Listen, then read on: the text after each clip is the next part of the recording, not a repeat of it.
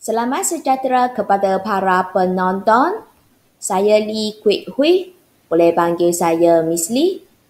Video ini adalah berkenaan dengan bab 6 struktur pasaran, di mana subtopik dia adalah berkenaan dengan 6.5 monopolistik ataupun juga boleh dikenali sebagai bermonopoli. Bidang fokus kita adalah berkenaan dengan 6.5.1 iaitu ciri-ciri monopolistik serta 6.5.2 iaitu pembentukan kelok permintaan firma. Bab 6 struktur pasaran, bab ini mempunyai 5 subtopik yang utama. Jadi subtopik yang sekarang kita kaji adalah berkenaan dengan 6.5 iaitu monopolistik. Subtopik yang terakhir. Untuk monopolistik, ada beberapa bahagian kecil yang pelajar perlu kuasai.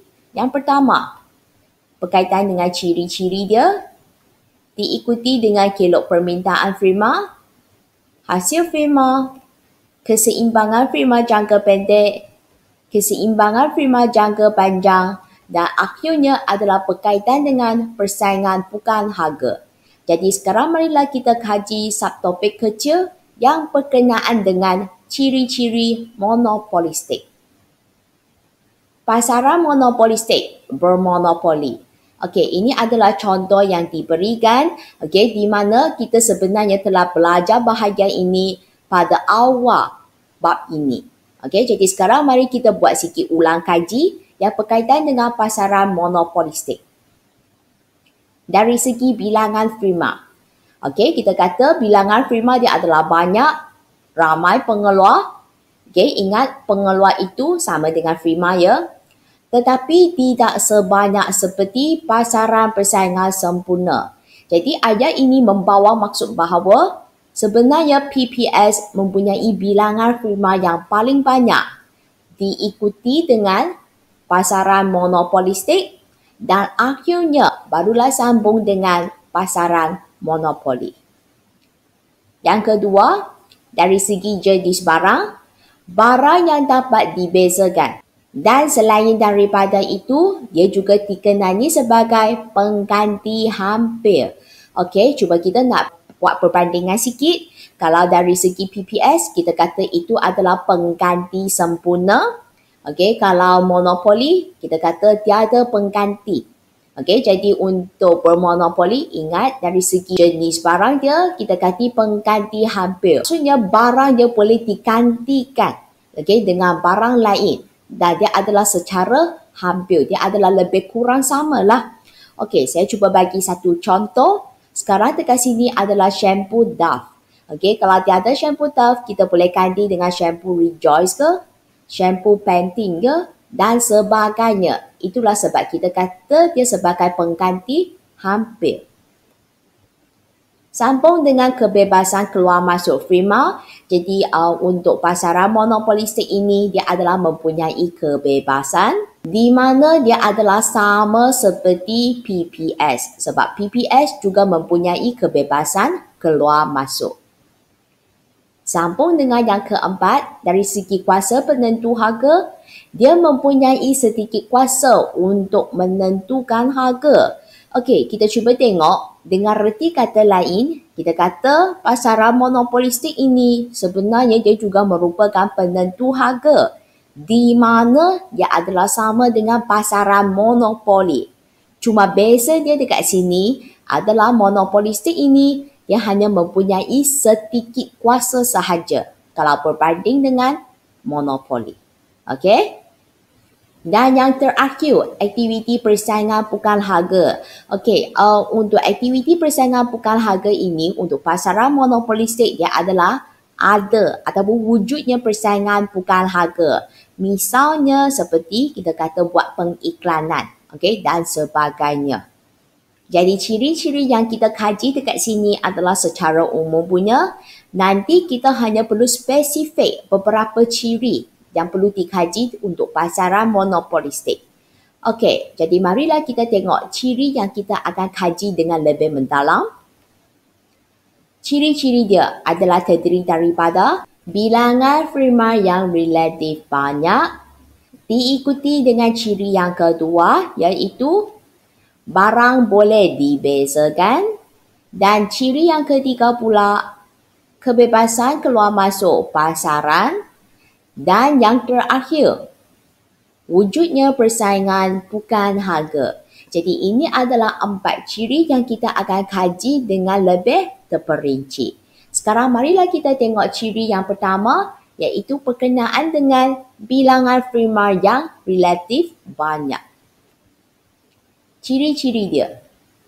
Bilangan firma yang relatif banyak.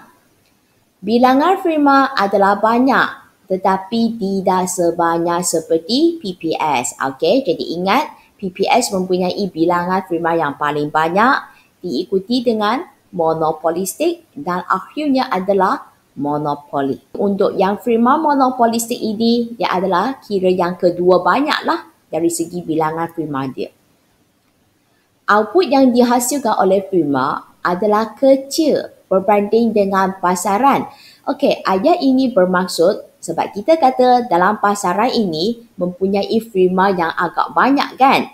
Jadi, kalau barang yang dihasilkan dalam pasaran sebenarnya pun kira banyak, kalau bandingkan dengan output yang dihasilkan oleh sesebuah firma itu, keluaran firma itu kita kata adalah kecil sahaja kalau banding dengan pasaran. Kenapa demikian? Akibat mempunyai bilangan firma yang banyak. Untuk firma bagi pasaran monopolistik ini, kita kata bahawa firma ini tidak saling bergantungan kerana menetapkan polisi harga tersendiri. Bermaksud firma dalam pasaran ini, mereka sendiri yang menetapkan polisi harga dia. Sebabkan kita kata dia mempunyai sedikit kuasa untuk menentukan harga barang kan. Itulah maksudnya. Jadi ingat, dia tidak saling bergantungan antara satu sama lain. Okey, sekarang kita sambung dengan ciri yang kedua iaitu barang boleh dibezakan. Ciri-ciri dia. Barang boleh dibezakan. Barang yang dihasilkan mempunyai fungsi yang sama. Okey, jadi itu kata kunci dia ya, fungsi yang sama. Tetapi berbeza dari segi fizikal, iaitu dari segi reka bentuk, pembungkusan, jenama dan sebagainya. Itulah sebab kita kata barang itu kita dapat bezakan sebab wujudnya perbezaan dari segi fizikal. Misalnya yang kita kata reka bentuk. Reka bentuk ini kita boleh kata dari segi bentuk yang wujud, okey, ataupun rupa dia, okey, bagi barang berkenaan. Pembungkusan. Mungkin pembungkusan dia menyebabkan produk tersebut warna dia berlainan ke, ada yang berwarna putih ke, hijau ke, okey, dan sebagainya. Itu dari segi pembungkusan dia. Okey, dan juga branding, jenama dia. Disebabkan wujud jenama yang berlainan menyebabkan pengguna dapat membezakan barang tersebut. Okay, Miss bagi satu contoh lagi yang berkaitan dengan ubat gigi. Kan ada ubat gigi Colgate, ubat gigi Dali. Kalau Miss kata ubat gigi Colgate, dalam minda pelajar terus wujud warna merah kan? Itu sebenarnya dari segi pembungkusan. Sebab packaging dia adalah warna merah punya. Kalau Miss kata ubat gigi Dali, ya, warna hijau kan? Sebab pembungkusan dia adalah berwarna hijau. Itulah sebab kita kata barang tersebut boleh dibezakan. Okey, kita sambung lagi. Keluaran firma merupakan pengganti hampir. Kalau pengganti hampir ini, contoh, kalau tak ada ubat gigi Colgate, boleh saja kalau kita nak beli ubat gigi Dali. Sebab dia mempunyai fungsi yang sama. Okey, jadi itu adalah berkaitan dengan barang boleh dibezakan. Kita sambung dengan ciri yang ketiga iaitu kebebasan keluar masuk pasaran. Ciri-ciri dia. Kebebasan keluar masuk pasaran. Kemasukan firma dalam pasaran tidak sesuka seperti monopoli dan tidak semudah seperti PPS. Okey, kan tadi kita kata PPS mempunyai bilangan firma yang paling banyak kan? Kenapa demikian? Sebab kebebasan keluar masuk. So bermaksud kalau Prima dalam pasaran persaingan sempurna, mudah saja kalau nak masuk ke dalam pasaran. Okey? Dan kalau banding dengan monopoli, kita cuba tengok, dia tidak sesukar seperti monopoli. Kan kita kata untuk monopoli ini wujudnya sekatan dan juga halangan. Okey, jadi bukan senang nak masuk ke dalam pasaran monopoli. Okey, disebabkan bilangan Prima yang paling banyak adalah PPS, diikuti dengan monopolistik, dan yang ketiga adalah monopoli. Jadi dari segi kebebasan keluar masuk itu, PPS adalah paling senang, okey, untuk masuk ataupun keluar daripada pasaran tersebut, diikuti dengan monopolistik, dan akhirnya adalah monopoli. Okey, jadi kita sambung poin yang seterusnya. Kemasukan Prima baharu menghasilkan barang yang berbeza corak, okey, dan lebih berkualiti agar dapat menarik pelanggan daripada Prima yang sedia ada. Okey, kenapa wujudnya kemasukan Prima baharu? Sebab kita dapati majoriti Prima dalam pasaran monopolistik masa itu adalah menikmati untung lebih normal. Maka dia menyebabkan Prima lain ataupun Prima baru masuk ke dalam pasaran. Jadi Prima baharu yang telah masuk ke dalam pasaran ini, dia akan cuba untuk menghasilkan barang yang berbeza corak dan juga lebih berkualiti. Kenapa Prima berkaitan kena berbuat demikian? Kalau tidak berbuat demikian, dia tidak dapat menarik pelanggan yang sedia ada. Dengan demikian, kita kata bahawa Prima dalam pasaran monopolistik ini, dia adalah memperoleh untung normal dalam jangka panjang, di mana dia adalah sama seperti PPS. Akibat wujudnya kebebasan keluar masuk pasaran. Okey? Sekarang kita akan sambung dengan ciri yang keempat, iaitu wujudnya persaingan bukan harga. Ciri-ciri dia. Wujudnya persaingan bukan harga, di mana Prima menjalankan persaingan harga dan persaingan bukan harga. Okey, kita nampak dekat sini ada dua ya. Yang pertama itu adalah persaingan harga, bermaksud Prima dalam pasaran monopolistik ini sebenarnya tengah bersaing dari segi harga. Sebab kita tahu bahawa pengguna akan membeli sesuatu barang apabila harga barang tersebut adalah lebih murah. Okey, dengan demikian wujudlah persaingan dari segi harga. Dan bagi persaingan bukan harga pula, okey, sudah kata dari segi bukan harga. Bermaksud firma-firma dalam pasaran monopolistik juga bersaing antara satu sama lain. Tetapi kali ini bukan dari segi harga. Dari segi apa? Misalnya dari segi pengiklanan. Itu salah satu contoh lah. Kita cuba tengok penerangan yang lebih lanjut. Contoh persaingan bukan harga adalah seperti pengiklanan. Ini merupakan apa yang Miss cerita tadi. Selain daripada pengiklanan, dia juga adalah terdiri daripada promosi, perkhidmatan selepas jualan, peraduan dan sebagainya. Okey, kita cuba tengok dari segi promosi. Promosi dekat sini mungkin kita kata buy two free one ke? Ataupun kalau anda beli barang ini dan dapat hadiah yang lain, itu juga merupakan salah satu promosi lah. Perkhidmatan selepas jualan. Bermaksud selepas jualan kita dapat perkhidmatannya. Perkhidmatan seperti apa? Perkhidmatan dari segi penghantaran ke? Ataupun kita kata perkhidmatan dari segi pemasangan ke? Semua itu merupakan perkhidmatan selepas jualan.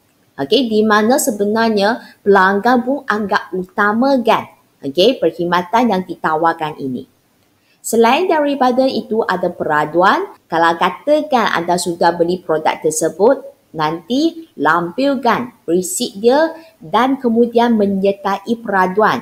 Dan contoh hadiah pertama nanti yang akan dapat bolehlah melancong ke mana-mana negara ke, okey, ataupun dapat apa-apa hadiah ke, itu adalah dari segi peraduan. Sebab perkara-perkara ini sebenarnya dia dapat menarik pelanggan untuk membeli produk ataupun barang yang dihasilkan oleh firma tersebut. Okey? Dengan demikian, selesailah perbincangan kita yang berkaitan dengan ciri-ciri monopolistik. Ingat, ada 4 ciri-ciri monopolistik yang kita sudah bincang tadi. Jadi sekarang marilah kita fokus. Apa itu kelok permintaan firma? Kelok permintaan firma monopolistik yang juga dikenali sebagai bermonopoli. Kelok permintaan firma adalah mencurun ke bawah dari kiri ke kanan kerana firma mempunyai kuasa untuk menentukan harga keluaran. Okey, kata kuncinya dekat sini. Firma mempunyai kuasa untuk menentukan harga keluaran.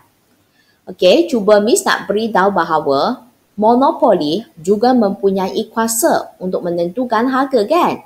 Cuma bezanya monopolistik ini, walaupun kita kata firma monopolistik mempunyai kuasa, tetapi ingat, kuasa dekat sini hanya sedikit kuasa saja untuk tentukan harga.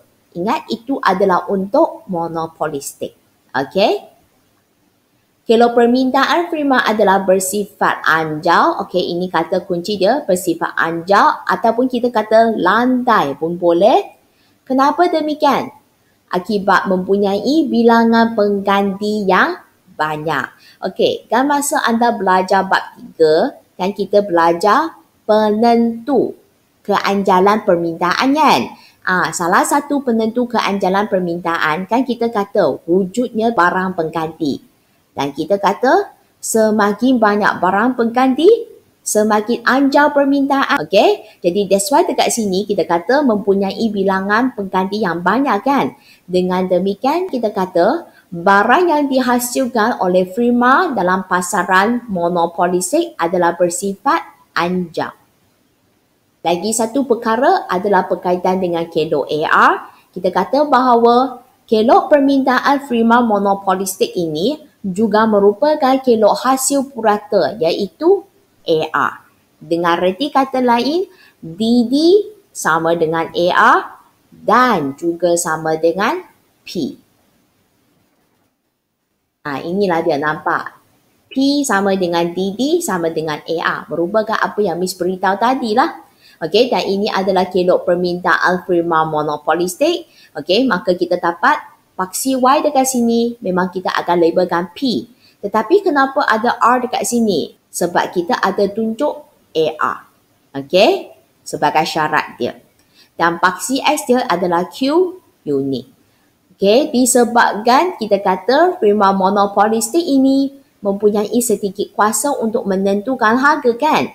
Dengan demikian, kelok permintaan dia mencerun ke bawah dari kiri ke kanan. Dengan reti kata lain, apabila harga turun, kuantiti diminta dia meningkat. So kita nampak harga turun dari P0 ke P1, kuantiti diminta dia meningkat dari Q0 ke Q1. Okey, lagi satu perkara yang Miss nak tekankan, anda boleh nampak bahawa kelok permintaan firma monopolistik ini dia adalah lebih landai. Ingat ini lebih landai ya, sebab kan kita kata dia bersifat anjau kan? Ingat, masa anda buat kelok permintaan monopolistik, pastikan dia adalah lebih landai kalau berbanding dengan monopoli. Okey, jikalau anda suka penjelasan Miss dan rasa penerangan Miss adalah mudah difahami, ingat subscribe channel saya. Tindakan subscribe itu sebenarnya adalah merujuk tanda penghargaan anda terhadap video yang Miss hasilkan ini. Dan ingat, like serta sharekan video ini kepada rakan-rakan anda. Okey, supaya boleh memanfaatkan antara satu sama lain. Okey, untuk yang seterusnya, marilah kita masuk sesi soal jawab. Sesi soal jawab. Soalan dia. Senaraikan 4 ciri-ciri monopolistik. Okey, cuba fikirkan apakah ciri-ciri dia.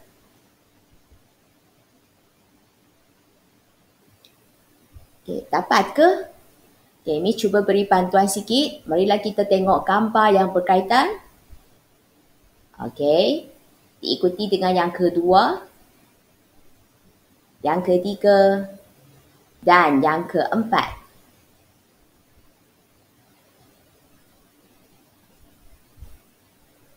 Okey, jadi sekarang marilah kita tengok apakah ciri-ciri dia. Jadi untuk gambar yang pertama ini, dia adalah berkaitan dengan bilangan prima kan? Okey, jadi ciri-ciri dia adalah bilangan prima yang banyak. Okey, diikuti dengan yang kedua. Okey, jadi untuk yang kedua ini kita nampak dari segi barang kan? Jadi, barang dia adalah boleh dibezakan. Okey? Dan yang ketiga ini, ada in out. Itu bermaksud ya wujudnya kebebasan keluar masuk firma ke dalam pasaran. Okey, yang terakhir sekali. Wujudnya persaingan bukan harga. Jadi ingatlah itu adalah ciri-ciri bagi monopolistik. Okey, soalan yang seterusnya. Kalau permintaan firma monopolistik adalah apa? Akibat firma mempunyai sedikit kuasa untuk menentukan harga. Jadi yang ini soalan yang ditanya adalah minta berkaitan dengan bentuk kelok permintaan dia. Jadi apakah bentuk dia? Okey, jadi kelok permintaan firma monopolistik ini adalah mencerun ke bawah dari kiri ke kanan. Okey, kita sambung. Kalau permintaan firma monopolistik adalah bersifat apa? Okey, jadi dia adalah bersifat anjal ataupun dia adalah landai. Okey, kita sambung lagi. Nyatakan syarat monopolistik. Apakah syarat dia? Okey, jadi kalau syarat monopolistik ini sebenarnya adalah sama seperti monopoli, iaitu P sama dengan AR sama dengan DD. Okey, jadi dekat sini ada satu perkara yang Miss ingin maklumkan kepada anda. Untuk kilo permintaan firma monopolistik, ia sebenarnya adalah lebih kurang sama dengan firma monopoli. Sebab kita dapati bahawa kedua-dua firma ini bentuk kilo permintaan dia adalah mencerun ke bawah dari kiri ke kanan. Tetapi cuma bezanya adalah kelok permintaan firma monopolistik adalah lebih lantai berbanding dengan firma monopoli. Ini bermaksud apabila anda nak sediakan kelok permintaan firma monopolistik ini, pastikan kelok permintaan yang disediakan adalah lebih lantai berbanding dengan monopoli. Jadi setakat ini sajalah untuk sesi soal jawab kita. Dengan demikian, selesailah perbincangan kita yang berkaitan dengan ciri-ciri monopolistik serta kelok permintaan firma. Jadi untuk video yang seterusnya, Miss akan fokus subtopik kecil yang berkaitan dengan hasil firma. Terima kasih kerana menonton video ini. Agak berharap video ini sedikit sebanyak dapat memanfaatkan anda dalam pembelajaran ekonomi. Saya Lee Kwek Hui. Saya merupakan pensyarah dari College Matrikulasi Perak.